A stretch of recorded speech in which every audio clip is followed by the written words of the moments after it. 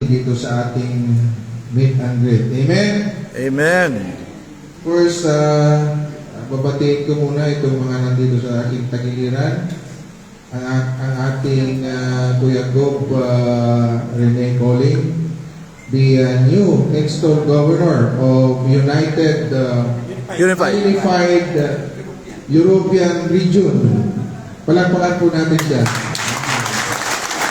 Nag-speak siya, nakita niyo naman yung emotional niya. Actually, nakaka-emotional talaga pag nakita mo yung magkakapatid din nagsama-sama ulit. No? But of course, ang ating pinakamaganda lalaki sa Agila, tawag nating Mamang Gwapo eh. Ang ating Kuya Dennis Silagan, Kuya. Ang ating may bahay, kasama ko ngayon. Ang ating biging, si ating Joe, sa lahat ng mga club president. Yung mga club president, please guys. Ayan. Yung mga club president, mga kuya. Ayan. Kayo po sila. Palagpakan po natin, mga kuya natin. Of course, all the regional governor, regional officers, please rise. Regional officers. Yung bagong install ng mga regional officers. Ayan. Kayo. So, alam ko malalayo yung pinagsipo. Ako na po tayo mga kuya at ate. Alam ko malalayo yung pinanggalingan ninyo dito. At nagawa pa rin ninyo na magkasama-sama tayo ngayon dito. Sa lahat ng mga kuya at ate, bunso, friends of Eagles, magandang gabi. Gabi na ba ngayon? Gabi na pala. Kala ko araw pa eh. Wala pa, hindi pa madilim eh. Anyway, maraming salamat sa pagkakataon na to na nakarating kami dito sa Milan. At ako'y humihingi ng sorry sa last induction dahil hindi po kami nakarating. Dahil very late po yung pag-process sa amin ng visa. We do our best. But of course, hindi naman natin hawak ang embassy. So, inabot pa rin kami ng 1 month. So, sa susunod, pag may mga chartering induction kayo, bigyan nyo kami ng mga 2 buwan at sisiguratiin ko sa inyo, makakarating po tayo dito.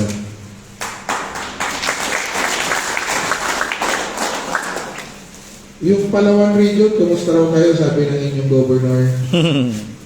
Kuya Greg. Sabi ko nga nag-uusap kami ni Kuya Rene. Dapat magpa-adapt na kayo dito kay Kuya Rene. Ayan, total dito lang naman kayo sa Milan. At ikaw, Kuya Tibong, araw-araw ka naman kay Kuya Rene. Yeah. Anyway, again, thank you so much for inviting me para sa okasyon na to. And gusto ko lang ipabatid sa inyo na ang ating organisasyon ay inaayos po natin. Alam ko naman na maraming pangyayari, but of course, sa akin kasi, before I become the national president, sabi ko, pinangako ko na aayusin ko itong organisasyon. I will unite all the members. Gusto ko magkaisa lahat. Dahil nung una, nagkaroon na ng problema. Gusto ko magkaisa. Why? Malaki ang mission natin bilang mga Agila. Not only in our country, but of course, kung saan po kayo ngayon. We're supposed to be the part of the COMELEC for the absentee voting. But the problem is, yung nangyari din doon sa issue about sa organization natin, parang nagdalawang isip ang ating gobyerno para ibigay sa atin yung na yan. We're supposed to be signed with the Chairman Sarmiento na tayo yung magiging absentee voting representative sa buong mundo. Hindi lang sa kundi buong mundo. Pero this time, again, nag-uusap na naman kami and inaayos pa natin ulit. And also, with the OWA and the MW. Dapat ganun din. We have more also a MOA, but the same, no? Kaya yun ang naging problema natin. I don't know bakit may mga tao kasi talaga na hindi ko alam kung ano yung gusto nilang mangyari. Kasi sa akin kasi, I want to clean the organization. Gusto kong matanggal lahat ng corrupt dito sa organisasyon. Why? Kasi ang members kawawa. Ako po, naranasan ko yan. When I'm still a member, when I'm still the president, when I'm still the governor, dati-dati, ako nga mismo, governor na ako. Ha? Governor na ako. Pag hindi ka nagbigay, hindi i-charter ang region mo. Hindi install ang region mo. Actually, I created about 26 regions dito sa organisasyon na to. Marami tayong binuo na organisasyon at na Eagles Region doon sa Luzon. Maraming gustong sumama sa atin sa grupo natin. But of course, ang naging problema talaga, the leaders. Kailangan natin ng matinong leaders. Nangyayari rin sa bansa natin yan, di po ba? Sabi ko nga, even in the Eagles alone can do something good for our country. Kaya sabi ko, tayong mga Agila, tayong dapat maging ehemplo sa tunay na pagbabago para sa bansa natin. Di po ba? Nalulungkot ako. Kasi saan ba galing yung mga yan? Dito sila lahat galing.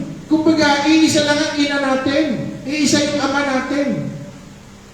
Anong dahilan bakit umalis? Number 1, natalo sa election. Number 2, na-expel. Di po ba? Hindi nila kayang tanggapin. Nakipaglaban ako kay Nelson 2022 as the national president. Pero hindi po ako gumawa ng sarili kong faction. Pero kaya kong gawin. Why? Kasi ayaw kong magkawatak-watak. Sayang ang organisasyon. Napakaganda itong organisasyon na to. But of course, hindi mo talaga mapiplease lahat. Again, saan ba sila galing? Iisa lang ang ama, iisa lang yung ina. Di po ba? Anong dahilan? Di ba? Natalo sa election. In-expel. Di po ba? But this time, sabi nga ni Kuya Bob kanina, magkakaisa tayo ulit. Yan ang isang mission ko dito sa ating organisasyon. Kung alam nyo yung kwento ng The Prodigal Son, di po ba? Sino pong nakakaalam nyo? Yung kwento ng The Prodigal Son. Kunti lang. Ha? Nakalimutan lang. Yung religion na yung religion subject. Di po ba? The Prodigal Son, ito yung dalawang anak ni sino yung mami? Hindi po. Nasa Bible yan. Diba? Dalawang magkapatid yan. Di ba? Yung isa, mayaman ng tatay, hari. Di ba? Yung isa, nanatili sa tatay. At pinagpatuloy niya yung kayaman. Kasi hinati na ng tatay yung ari-arian eh. Ngayon, yung isa, nanatili sa tatay. Pinaglingkuran niya yung tatay niya. Yung isa naman, nung nakuha niya yung alahati niya, anong ginawa? Nilustay lahat. Di po ba? Ngayon, nung naghirap siya, anong ginawa yung prodigal son? Gutom na siya. Kumbaga, balik talaga siya. Kumbaga, kahit pagkain ng baboy, kinakain na niya dahil sa hirap. Sabi niya, bakit hindi ako babalik sa tatay ko? Anong sabi niya? Bumalik siya sa tatay niya. Anong sabi niya? Tatay, kahit gawin mo akong alipin, babalik ako. Pero anong sabi ng tatay niya? Anak kita. Diba? Anak kita. Hindi ko kayang gawin yan. Di po ba? Anong ginawa ng tatay? Imbis na gawin alipin, anong ginawa? binihisan siya. Binigyan ulit. Di po ba? Ngayon, nagselos yung kapatid na naiwan. Sabi niya, Tatay, bakit mo yung binigyan ng mga alahas? Bakit mo siya, ginawa mo pa siya ng magandang okasyon, pinagpestahan mo pa siya. Samantalang ako, mula na naglilingkod ako sa iyo, hindi mo nagawa sa akin yan. Sabi niya, sabi ng tatay niya, alam mo, yung nawala ang kapatid mo ng ilang taon, di ba, nagpapalik loob. Di po ba? Karangalan yan, hindi po ba? Yung ang pastol, di po ba, nawala yung isang tupa. Bakit kailangan na hanapin? Mga kuya at ate ko, alam niyo po ba yung aral na yan? Sa atin kasi, pagkakaisa natin, lagi nating tandaan, no? Ang Panginoong Diyos. Pag tayo nasa puso natin palagi ang Panginoong Diyos, wala yung samaan ng loob.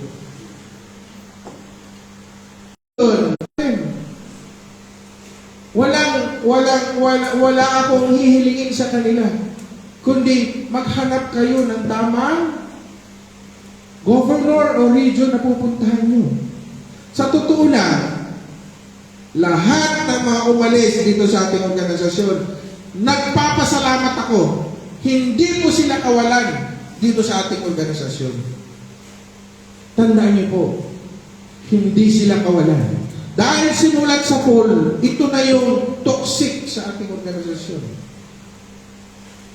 During those previous years, kung nandun lang kayo sa Pilipinas, alam niyo po ba, pag mayroong assembly, wala natatapos na assembly. Agenda pa lang.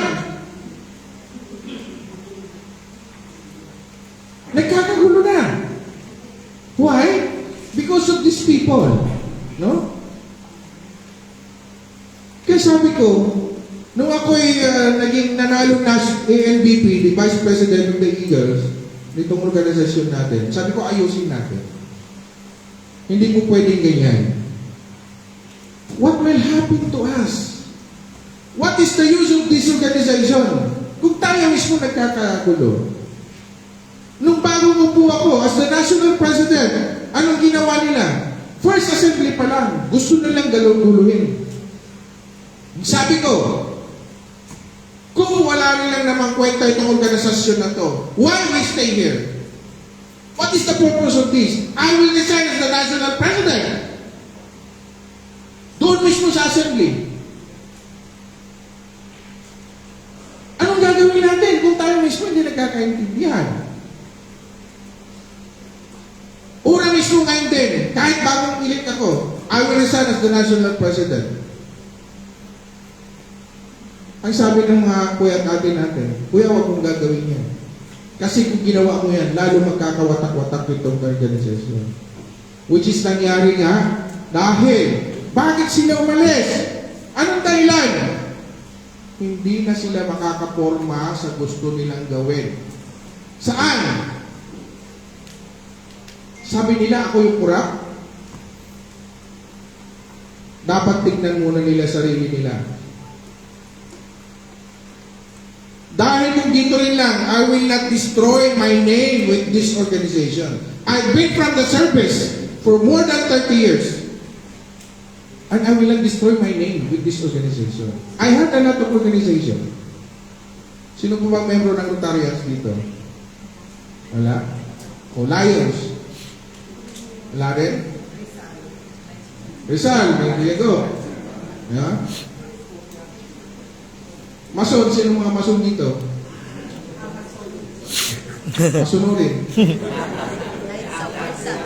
Yeah. Mga kuya at ate, marami akong guardians, marami dito. Yeah. Kami po yung unang-unang guardians, way back 1986. I still remember, nung ako'y maging guardians, Valentine's Day nung ako'y tinatatakan at bawang turok ng karayom dito sa aking balikat, umiiyak po kami. Why? Alam niyo po ba yung background namin? Kinikwento. kung ano nangyayari sa bansang Pilipinas at anong gagawin natin, anong solusyon. Maiiyak ka talaga, kahit sundalo ka. Why? Kasi kung ikaw talaga mayroon kang puso na makabayan, sasabihin ko sa inyo, maiiyak ka. Sabi nila akong kurap, patunayan nila. Wala pa kong hinahawakang pera ng ating organisasyon. Sino na po ba nakarating sa office natin sa Maynila? Meron na po ba dito? Gusto ko pag nasa Maynila kayo, mga kuya, si kuya, palagi yan doon eh. Pumasyat kayo sa office natin. Makikita nyo kung ano talaga yung totoong operation natin. Nung ako'y naging Vice President, pag may nagtanong sa akin, Kuya ANDP, saan ang office natin? Nag-iisip muna ako kung anong tuturo ko. Market Court ba o McDonald's o KFC? Because we have no office. Di ba? Kaya sabi ko, kung ako mananalo as the National President, mayroon tayong Treasurer's Office, mayroon na tayong encoders, kaya nga yung mga, sino pang walang ID dito? Pagagalitan ko si Kuya to. Sino pang walang ID? Ha? Andito pa daw, sabi ni Kuya Go. Karanating lang daw. Pwede po, okay na ba lang ang ID nyo, Kuya? O, tingnan mo, January pa, mayroon na sila. Alam ko namin ang kailangan. Kasi, doon sa ating ID system, pag nagbigay kayo kumplito, sasabihin ko sa inyo, 5 days, may ID kayo. Pag wala, after 5 days, wala pa kayo, magtanong na po kayo. Bakit wala pa yung ID nyo? At hindi na katulad dati. Pag nag-renew tayo, kailangan pa ulit ng application form. Ngayon, hindi na.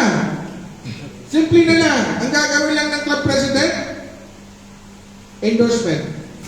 Pangalan, ID number. Kung halimbawa, nagbago ng posisyon, yun, magpadala kayo ng application form para mababago yung o kaya, magbago kayo ng picture, i-attach nyo po yun. Di po ba? Kasi, yung iba kasi, yung ID nila, dati, hindi pa nakabarong. Now, ang sabi ko nga, dapat kailangan ngayon nakabarong na yung ID natin para magandang tignan. Kasi, nung nag-apply kayo, kung ano yung sinabit nyo noon, yun na yun. But this time, I want everybody na kailangan nakabarong kayo para maganda pong tingnan doon sa inyong ID. Di po ba? 5 days lang, pag wala pa kayong ID, magtanong na kayo ano nangyari. Ganyan po kabilis ang ating processing. Yung iba nagtatanong lang sila kasi nga, number 1, hindi, wala naman sa database. Kaya pala, pinapalusot ng mga governors, doon na nabisto yung mga governors na hindi nila binabayaran during the previous administration. Binagot po natin lahat dyan. Inayos po natin.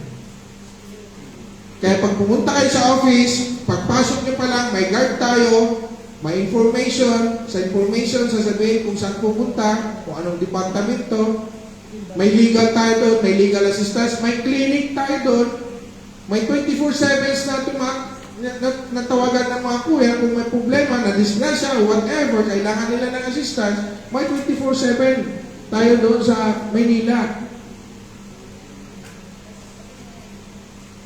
At ang ating flagship project is to fight hunger and malnutrition in our country. Mayroon na rin tayong kooperatiba. Ang kooperatiba natin, yung lending at saka yung transport, aywan ko kung diniscuss ni Kuya Phil Director yan. Bakit po lending? Kasi tayo, halimbawa kayo dito, di ba? May mga kumbaga, may salary na maganda, di ba? Kung gusto nyo mag-invest doon, kikita yan. Pwede yung kamag-anak ninyo, mangutang, halimbawa. Pwede yung kamag-anak ninyo, mangutang kasi may savings kayo. Meron kayo investment doon. At ang pangarap ko para sa Agila, lahat ng maagila ay magkaroon ng sariling negosyo. Sa katotohanan lang, ang ating Kuya Gob, sabi nga niya kanina, 1 taon pa lang siya dito, nangarap na siya. Hindi lang siya maging, anong tawag doon, Kuya? Domestic helper? Kung hindi, darating ang araw, maging businessman ako dito. Which is nagawa naman niya. Alam niyo po, sa katotohanan lang, wala pong yumayaman dun sa bansa natin o kahit saan bansa ng mga workers. Tayo dito kasi malaki ang sahod natin, pag nandun tayo, mayaman tayo. Pero hindi po permanente. Atin lang yon, sarili lang natin. Kasi ako noon po ako'y nasa servisyo, sabi ko, ano ba ang magandang gagawin? Kasi, siyempre, ambisyoso tayo eh. Gusto ko tumulong talaga. Kaya lang wala tayong enough fund para pagtulong. Kasi nga, nakita naman natin ang sistema sa ating gobyerno. Di po ba? Kaya ako'y nangarap. Kumandidato rin akong mayor sa amin, sa Zambales. Sabi ko, even in my town alone, I can do something good. Ang problema natin sa politika sa atin, kung wala kang pera, di ba? Kahit pa magaling, kumbaga lahat na ng tao sa'yo na, ay nabayaran ng COMELEC. Taglag pa rin. Di ba? Kaya kailangan, pantay. May pera ka talaga. Kaya sabi ko, ano kaya dapat kong gawin? Hindi po ako nagtumigil.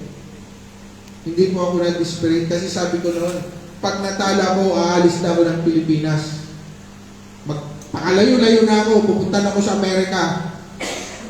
Doon na lang ako. Kasi sabi ko, itong bansa natin, wala na talaga. Pero ang Panginoong Diyos, hindi niya ako hinayaan umalis. Umalis na ako 3 months. Pero mga challenges na dumating sa akin habang umalis ako. Sabi ko, yung kikitain ko dito, kikitain ko na sa Pilipinas, magsipag ka lang. Kaya bumalik po ako sa Pilipinas. Ito ngayon. Nagnegosyo kami ni ate, patuloy ang buhay, at ang napaka-importante sa lahat ay huwag tayong makalimot sa Panginoong Diyos. Araw-araw tayong magpasalamat sa Kanya. Dahil kahit anong gagawin natin, pag wala siya, hindi po yan magiging success ang ating ginagawa. Sa totoo lang, during those previous elections sa Agila, first election, umiyak ako. Why? Bilhin mo, kasama mo mga Agila, mga governors, akala mo kakampi mo? Ay na-operan na mas malaki doon sa kabila. Tumambling. Sabi ko, ano ba ito? Election day na, sabi ni ate, dahil ba tumiiyak ka? Sabi ko, mami, nalulungkot lang ako. Why? Kasi makasamahan ko sa Agila, napakababaw ng ng dahilan nila para ipalit nila yung kabutihan. Pero sa totoo lang, ang Panginoong Diyos, sabi ko, Lord, bahala ka na sa akin. Pinagtulungan nila ako. Pero sa awa ng Diyos, kahit pagsama-samahin mo ang boto nila, hindi po sila makahabol sa atin. Kaya ako'y naniniwala na pagkasama natin ang Panginoong Diyos sa lahat ng bagay na ginagawa natin sa buhay natin, tandaan niyo po yan. magaan lahat araw-araw ang pakiramdam natin. Ganon din ang ginawa nila sa akin nitong last election noong November. Pinagtulungan nila ako. Nagsama-sama sila lahat. Pero sabi ko, Lord, kung ano man yung ginawa mo nun sa akin nung unang eleksyon, bahala ka na sa akin. Ganon din ang nangyari. Kaya sa buhay natin, kahit maraming pagsubok, pagkasama natin ang Panginoong Diyos, maniwala po kayo, hindi niya tayo pababayaan. Katulad sa inyo, kayo dito malungkot ang buhay pag nag-iisa lang. Di po ba? Swerte yung mga kasama nila, yung family. Pero mostly yata sa inyo, kasama ng mga family, ano, kuya? Ha? Karamihan na, no? Oh. Pero sa totoo lang, nung nasa airport police ako, ang dami kong kaso na ganyan, yung Zenzen visa. Ang daming paklas nun. Mahigit 100 cases ang hawak ko nun. Nakaawa ako. Alam niyo po ba ang labanan noon? Bahay at lupa sinasanda para lang makapunta dito. Nangarap sila pumunta dito kasi alam nila na maganda ang katayuan ng buhay pag nandito ka. Kahit saan naman ibang bansa basta ang importante, tandaan mo lang, yung pinaghirapan mo, gamitin mo sa tama. Nakita ko na lahat ng mga OFWs natin sa buong mundo. Ang pinakamalungkot na napuntahan ko sa Hong Kong. Bilihin nyo, chartering induction kami, chartering kami, hotel. Alam niyo po ba kung saan kami nag-fellowship? Sa ilalim ng tulay. Sa ilalim ng tulay at parang bang yung sa squatter, nagbitbit sila ng kaldero. Kasama ko si ate noon Ang lamig-lamig. Tumulo yung luha ko doon. Sabi ko sa kanila, ito ba yung buhay nyo dito? Sabi niya ganun, Kuya MP, po. Kasi kung doon kami sa hotel, mahal ng hotel. Yun ang pinakamalungkot. Yun yung pinakamalungkot at mahirap na mga kuya at ate natin na kaya nga sabi ko, tapos lulukuhin kayo ng mga governors nyo, lulukuhin kayo ng mga leaders ninyo, pagkakapirahan nila kayo, doon po ako nagagalit. Kaya itong mga taong ito, umalis na lang sila. Kasi tatamaan sila lahat. Dahil yan ang ayaw na ayaw ko. Yung pagsamantalahan mo ang mga members mo. Paano pa yung may pamilya naman sa Pilipinas yan Di po ba? Lalo na sa Middle East. Napagsamantalahan ng gusto yung mga kuya at ate natin sa Middle East. Hanggat maaari, kaya kayo nagbabayad sa national Di ba?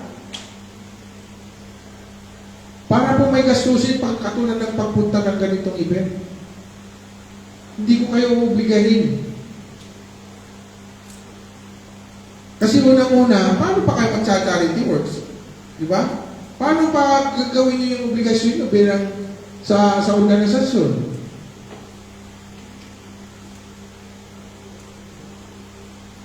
Kung halimbawa, lahat ng kikitain niyo halos mapunta na sa organisasyon. Di po ba? Dito, ang mandatory, nag-ano ka ba ng Kuya Bob? Ng doon sa club, Diyos nila, may Diyos sila doon,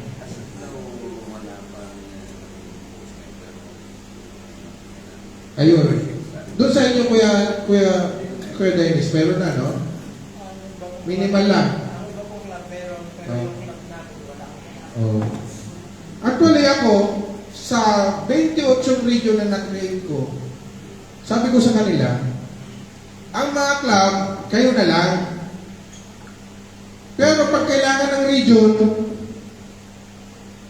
may obligasyon tayo sa region. Halimbawa, may mga event. Di po ba? Kailangan pagtulong-tulungan na lang ng mga club yung funding. Para sa ganun, hindi tayo masyadong mabigatan.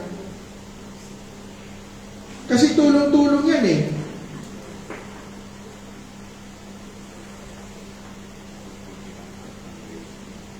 Ayun, katulad yan, pwede naman kayo mag-fundraising. Pagtulong-tulungan nyo lang. Kasi alam ko sa mga ibang bansa talaga, mostly na ginagawa, fundraising eh. Kaya nakakapag-raise sila ng fund nila para sa pagtulong. Di po ba? So, talaga ang pangarap ko lahat ng mga membro ng Agila magkaroon ng sariling negosyo. Bakit po kailangan natin magkaroon ng sariling negosyo? Again, walang bansa sa buong mundo na ang mga tao mo ay hindi mga negosyante. Sa atin lang sa Pilipinas talaga na mayroong tupad, ano pa ba yun? Akap, Hikes, ano ba yan? 4 Ps, pisti yan eh.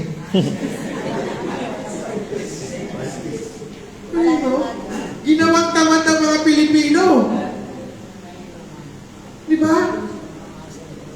Why? Yan din po yung political strategy nila. Di ba? Utang na loob. Sabi ko nga, kung ang gobyerno natin sincere talaga sila ng tumulong sa mga Pilipino, ipunin nila yung binibigay nila yan, magtayo sila ng mga factory doon sa area na yan. Di ba? Oh. Factory ng sabon.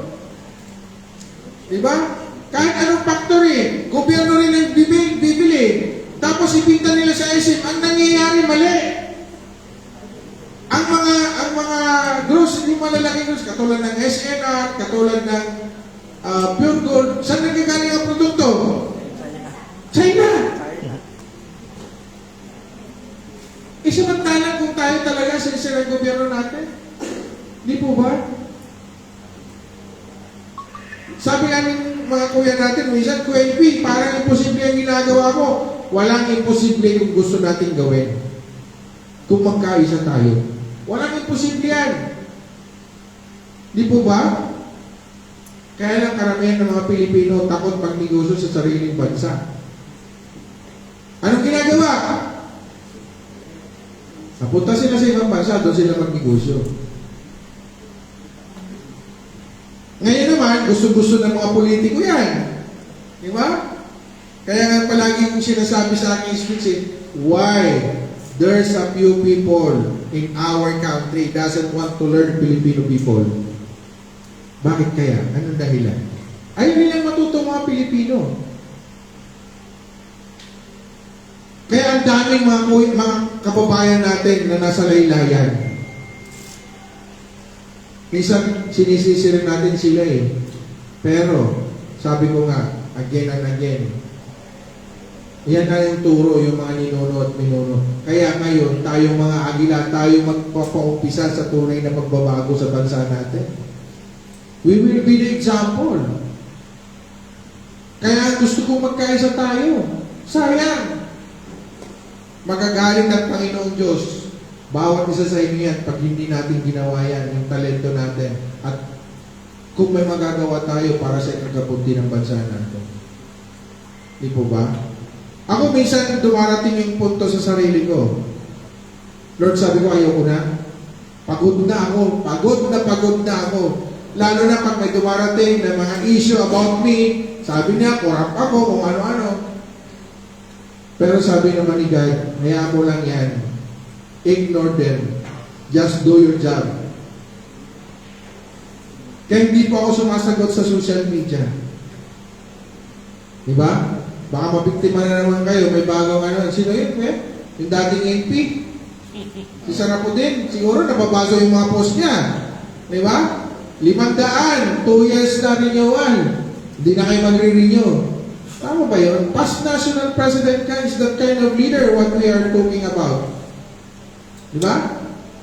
Sinisisi niya ako sa pagkatalo niya sa party list. Bilhin mo, anong kinalaman ko sa party list niya? Kasi yung pera na naipon niya Sabi niya, nawala daw lahat sa party list.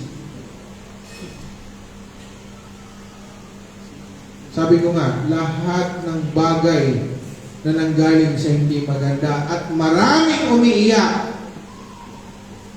sasabihin ko sa inyo, hindi ko magwawagi yan. Ang tawag doon ay crying money. Di po ba? Kasi ako noon, kung gusto kong mahurakot noon, ako napakaraming pagkakataon. Di po ba? Ako noon, may hawak ako, kaso, 10 milyon, o sige, balik mo na lang sa amin yung, yung kalating milyon. Anong 500 million, yung 500 million, paghati-hatiin nyo na yan. Yung 5 million, paghati-hatian nyo na yan. Sabi ko, mas masarap ang ipakain sa pamilya mo na galing sa totoong pinaghirapan mo. Yan ang pakiramdam kung tayo lahat malinis ang konsensya. Ako kasi mga kuya tate, galing din kasi ako sa mahirap. Alam ko yung pakiramdam ng mahirap. Ako nga noon, at my age, na 12 years old, naramdaman ko na yung pahirap ng gobyerno natin. Minsan pag nagkausap-usap kami ng mga barkada ko, paano mababago ng ating gobyerno? 12 anyos ako that time. Ngayon magsisenyor na ako, hindi pa rin nagbabago. Hindi po ba? Ang sabi ko lang noon dapat yung mga trakong mga politiko pagpapatayin lahat. Tama ba kuya?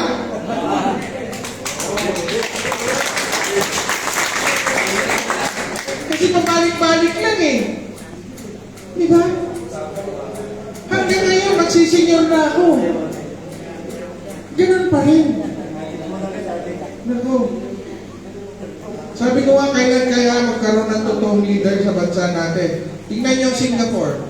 Singapore before. What is Singapore before? Diba? Napakalayo sa Pilipinas. But now, look. Diba? Isa sa pinakamagandang bansa sa Asia. Diba? Anong ginawa ni Ling Cameo? Diba? During his term as the president. Anong ginawa niya? Kumuha siya lahat ng mga leaders na walang bahin ng corruption. Magagaling na leaders. Yun po ang ginawa niya. Now, look, Singapore. Napakalit na bansa. Mas malaki pa tayo doon. Pero ngayon, napakayaman nila. Ganit din dito sa ating organisasyon. Di ba? Kung mag-select kayo ng mga leaders na inisip pang personal lang, naku, kawawa ang ating organisasyon. Kaya ako'y natutuwa na lahat ng mga yan, hindi po kawalan sa atin yan. Yung mga members lang ang naaawa ko dahil hindi nila alam kung saan yung napasukan nila. But this time, again and again, I pray to the Lord na napapanahon na talagang magkaisa tayo. Kaya nga nung nag-usap kami ni Kuya Gobrine, election yun, Kuya Gob, no? November. Nag-usap kami. Na-witness niya kung ano talaga yung mga nangyayari. Tapos kinausap niya ako. Sabi niya, Kuya BNP, ganyan pala. Tapos pinapunta ko siya sa office. Kasi ang gusto ko, before end of my term, maganda na itong organisasyon. At tuloy-tuloy na yan. Continuous na yan. Hindi na po yung hindi na po babalik sa dati yan. Basta ang isi-select natin, yung tama rin leader. Anyway, hindi naman na ako, kasi past national president, I always be there to guide the next national president. Kasi may nakalagay naman doon sa ating konstitusyon na pwede siyang i-impeach pag hindi niya inayos yung ating organisasyon. at kung gagawa siya ng mga kalokohan. Ako nga, prepare sila ng impeachment sa akin eh. Sabi ko, go ahead. Di po ba? Siguraduhin nyo lang, baka kayo ma-impeach. Baliktad. Di ba? Yung mga nangangarap na maging early national president, sabi nila nung ilang beses na yan, ilang attempt na yan, kaupo ko na, gusto na nila akong i-impeach. Bakit gusto nila akong i-impeach? Kasi hindi na po nila nagagawa kung anong gusto nilang gawin. Yung pahirapan nila yung mga members pagdating sa mga contributions, hindi na po nila pwedeng gawin ngayon yan. At ang napaka-importante, all of you are open into our office. Si Kuya Gob, may experience yan. Mga members, Kuya Gob, di ba? Ang sabi ng mga members, ano sabi, Kuya Gob? Hindi na po pwedeng pupunta yung club sa national office kung hindi dadaan sa governor. Hindi po. Lahat po kayo ay authorized to visit our office. Why? Kasi yung binayad nyo, doon nyo po makikita. Doon nyo makikita yung lahat ng mga contributions nyo. Doon po yung mga services na ginagawa natin. Sabi ko nga, kung bayahin ko lang yung ginawa ng past administration, yung mga previous past administration, for more than 46 years na tayo, 46 years na tayo, na nag-exist ang kanila. Ngayon lang pa lang tayo nagkaroon ng tunay na opisina. Dati, saan kami nag-o-office? Aberdeen Court, Jollibee, McDonald's. Kaya pag may nagtanong, saan pa opisina natin? Ay, wala na may sasagot. Hindi, doon na lang tayo magkita sa Aberdeen Court. Di po ba? Eh kung nandun ka sa Aberdeen Court, di ka bumili ng kape, paalisin ka ng waitress. Di ba? Pag pumunta ka sa office, ang may offer ko lang sa inyo, unlimited coffee. Libre po yun, walang bayan. Di ba? Kaya si Kuya Gob, pag pumunta doon sumusurrender sa kape. Kaya mga kuya tate, no? Tayo mga agila na, especially dito sa Europe, nahihinay ako. Kasi during that time, akala ko nga naubos yung agila na under my administration eh. Ang naiwan kila Kuya Gob, Mamang Guapo. Tapos nung nagkausap na kami ni Kuya Rene, sabi niya, Kuya, ipapalit namin ang grupo namin sa iyo. Dahil sabi niya, dito ko nakita yung totoo na opisina. Again, tanong ko sa inyo, saan ba galing yung mga yan? Dito lahat yan galing sa atin. Bakit sila umalis? Number 1, expel. Number 2, natalo sa eleksyon. Hindi ko alam, bakit ganon? Di po ba? Ako nga, natalo din ako ng eleksyon 2022. Pero hindi po ako nag-rebelde. Pero kaya kong gawin. Kasi nga, pagkalit ka sa administration, gusto mong gawa ng pwede mong gawin. Pero as much as possible, huwag natin gagawin yan. Kasi po, madi-disalign ang ating mission. Kaya ngayon, ang ginagawa ko talaga ngayon, unification. I-unite natin lahat ang ating mga members. Hindi lang dito sa Milan. Lahat, hindi lang dito sa Europa. Now, I suggest to your governors and the past governor, Kuya Dennis, magkakaroon tayo ng yearly convention dito sa Europe.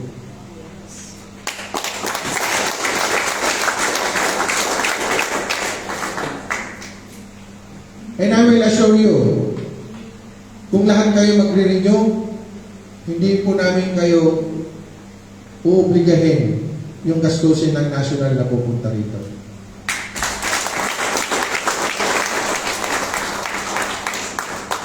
Ang gusto ko lang, taon-taon nakikita tayo na lahat kayo masaya. Sa Middle East, ginawa na natin yan. Mas magulo ang Middle East that time nung unang upo ko, last year. Mas magulo. Bire mo, 11 region yan. Hindi sila nagkakasundo. But this time, lahat sila nagkakasundo na. At mayroon tayong convention doon yearly. Every April or June. Yun ang month ng kanilang convention. Now, tatanong ko sa inyong dalawang gobernador. Next year, magpapakonvention tayo. Ano ang pinakamagandang buwan para pumunta dito sa Europe? October. O, patapusan ng term ko yan.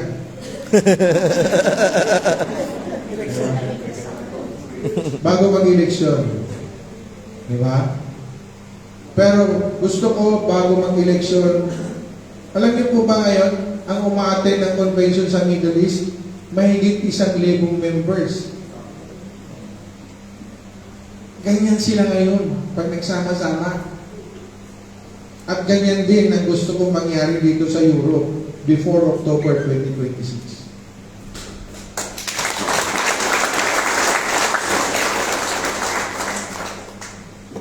Kasi ang gusto ko, huwag nating gawing mitikuloso ang buhay natin dito sa Aguilar. Tandaan niyo po yan. Nandito tayo kasi we want magkakapatid tayo. Remember that. Always put that in your heart and in your mind. Hindi tayo dito. Ito nga, nalulungkot ako eh.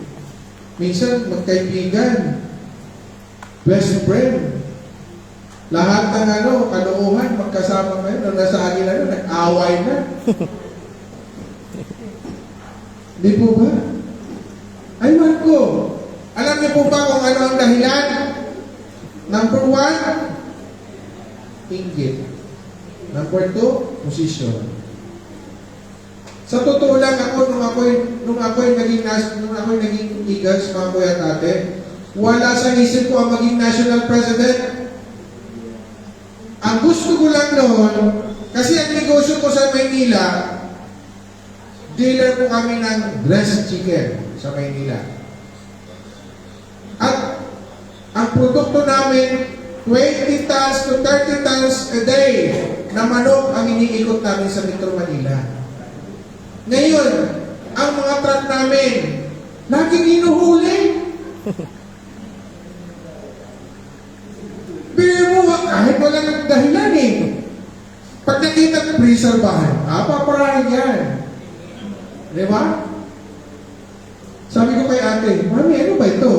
Eh kami, alas 12 ng hating gabi, yung nagdadatingan yung mga truck namin, yun yung oras ng huli. Ngayon, siyempre, tulog ka, gigisingin ka ng driver mo. Sabi, sir, nahuli po kami. Anong dahilan? Di ko po alam. Diba? Ngayon, sasabihin niya, sir, nakachinilas daw ako. Sabi ko, ano ba yun? $6 million man, nakita niya, nakachinilas ka, nasa truck ka. Kaya po ako naging Agila kasi hinahanap ko. Pumunta ako sa LTO, pumunta ako sa LTO. Kasi yung hinahanap ko, yung ma-accept ako doon sa, ano na yan? Diba? Pero dito sa Maynila, lahat ng municipality, kailangan magbayad ka. Dahil kung hindi ka magbabayad, hindi ka makapasok. Kahit nagbayad ka na, ganun pa din. Kaya naghanap ako ng hanggang sa nakarating ako sa hindi. Sabi nung isang yung kaibigan natin, yung dating governor ko din na gumawa rin ng sarili niyang organisasyon. Si General Taguinod. Sabi niya sa akin, Kuya, mag-Agila ka na lang. Gusto ko lang maging membro. And never in my mind to become the national president. And even club president or governor. Ngayon, nung Agila na ako, may nakita ni speaker, pinapara pa din. Tinatanong na lang kung totoo ba akong Agila o hindi. Kasi marami during that time, marami talaga gumagamit ng logo ng Agila hanggang ngayon. So madaling salita, nung naging Agila ko, daming sumama sa akin. Kaya nakakulit ako ng 28 region.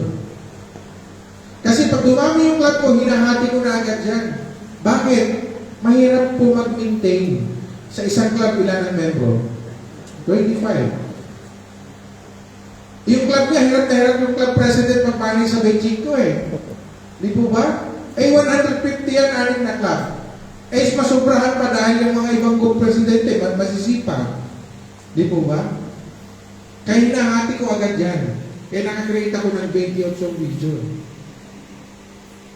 Ganun po yung kwento ko dito sa Agila. At nung nakita ko, tuwing ako'y magcha-charity works, pinakamababang beneficiaries ko 1,000 beneficiaries. Kahit saan ako mag-ikot. Hindi ako nag-magcha-charity works ng mga 300, 500. Hindi. 1,000 lagi yan. Twice a month ako magpa-charity works. Doon nila nakita, kaya ang daming sumamang mga magmembro. Meron pa, may gumawa pa nga eh. O para makabuo siya ng 25, ang ginawa niya, may pera siya, pinapa-5-6 niya lahat yung mga membro niya. Kawawa na. Nung nalaman mo, anong ginawa mo? Sabi ko, dismantle mo yan. Problema yan. Kahit ngayon, doon sa Pilipinas, lagi ko sinasabi yan sa mga presidente, huwag na huwag kayong kukuha ng mga minimum wage earners. Bakit? Magkano bang minimum wage sa Pilipinas ngayon? 695. Oo. 695 na. Mag-aagila ka, dalawang anak mo, nangungupahan ka, pangkain mo. Sa 695, sa tingin mo, kakasya yun? Di po ba? Eh dito sa inyo, kalahating oras nakita nyo lang yan, di ba? Wala pa. Tapos mag-aagila ka. Di ba? Ang sabi ko sa kanila, huwag kayong kumuha ng problema sa agila. Ang kailangan nyo talaga yung quality not the quantity. Kaya ngayon, alam ko ngayon, quality na, almost quality na lahat ng mga members natin. Paano magsusurvive yan? Minsan nga, tricycle driver eh. Sabi ko, we are not guardians. Kasi ang guardian, kahit sino na lang, kahit na mag-iisda, magtatahong. Hindi naman natin sila dinadowngrade. But of course, tayo kasi, ang counterpart natin is katulad ng Rotary, katulad ng Lions. Kasi we are all international. At tinitingnan tayo yung quality members. Di po ba? Eh, paano sasabihin mong humanitarian services ka kung wala ka namang itutulong? Di po ba? Kaya nga, lagi kong sinasabi sa speech ko eh, if you are not ready to become an eagle, ngayon pa lang, the open is door. Hindi natin kailangan dito ng problemang membro. Ang kailangan natin dito ay maging asset, hindi liabilities. Napakaliwanag naman sa orientation. One of the prerequisites to become a member is what? You should be what? Ha? Financially capable, stable. Di po ba?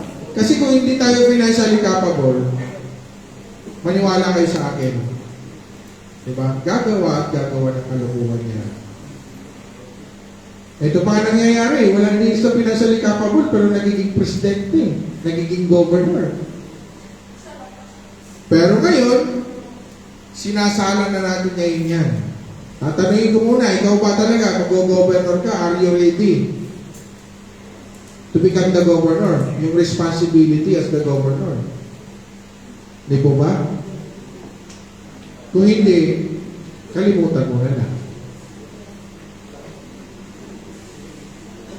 That's why all of you here, alam ko naman na kaya kayo nandito, alam ko kayong lahat ay gusto rin tumulong. And I know all of you here are good leaders. You are not here if you are not good leaders. You are all potential leaders. Yung iba ayaw lang sabihin, ayaw lang magsalita, di ba? But I know some of you here are good leaders. Yan ang kailangan natin sa ating organization this time. Huwag tayo kukuha yung toxic na leaders. Huwag tayo kumuha yung leader na iniisip sarili lamang. Kailangan ang leader natin malawak ang kanyang pangunawa, malawak ang kanyang kamay para tumulong sa mga kapwa niya membro. Iyan ang pinagpipray ko ngayon sa lahat ng mga membro natin. Huwag na natin ibalik yung mga toxic sa organisasyon. Instead, we need to continue what we started. No? Ako ngayon sa Pilipinas, yung flagship project natin, yung first 1,000 days collation program for the children, bakit ito po yung pinili natin? Kailangan natin mag-alaga ng mga bata. Kasi this will be our future leaders. Sa totoo lang, maraming mga Pilipino na may utak, matatalino. Hindi lang sila nabibigyan ng pagkakataon para mag-aral. Bakit po?